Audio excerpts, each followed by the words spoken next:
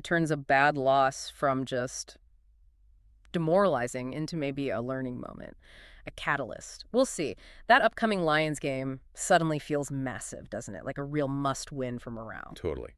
And speaking of pressure, let's zoom in on Caleb Williams, #1 overall pick 2024. The weight on his shoulders must be immense. Oh, absolutely. Especially in Chicago. Yeah, you hear about that nightmare scenario for fans, right? Yeah. The fear of another Trubisky or Field situation. This feeling that Williams has to break the curse, become a superstar.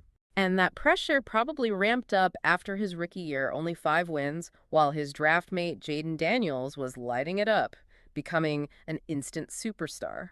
That comparison is tough. It is. But then you dive into the sources, and there's this strong counter-narrative starting to emerge about Williams. Right. Because you had one report surface alleging things like being disrespected, insubordinate, sloppy fundamentals. Yeah, walking away from coaches, that kind of stuff. But then other sources push back hard on that. They paint his rookie year as happening inside an organization that was, frankly, in chaos.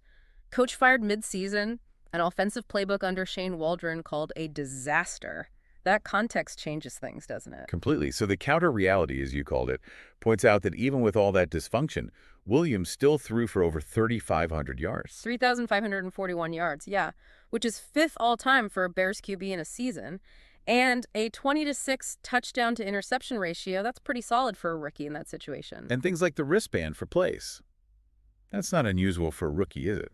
Not at all, especially coming from college systems. And the work ethic claims, his private QB coach flat out denies them. Says Williams is among the most committed athletes he knows, breaks down film like a coach, prefers studying on his own, kind of like Rodgers or Herbert, apparently. Interesting.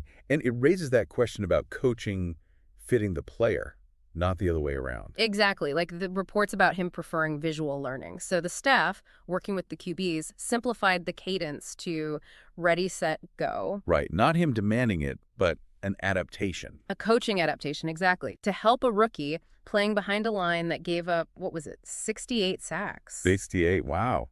So the new staff under Johnson seems to get this. They've adjusted teaching, used simplified terminology, clean play designs, and reports say Williams is flourishing now. And the dyslexia point that came up in the sources. Yeah, if that's accurate, it's important to understand it's not a cognitive issue. It's a different way of processing. It can even benefit things like visual spatial awareness, creativity, pretty useful for a QB, right? It just means coaching needs to be tailored. So his ability to perform despite that and the chaos last year, that points to some serious resilience. Okay, let's pivot then. Let's talk about the other side of this rivalry game coming up. Detroit Lions.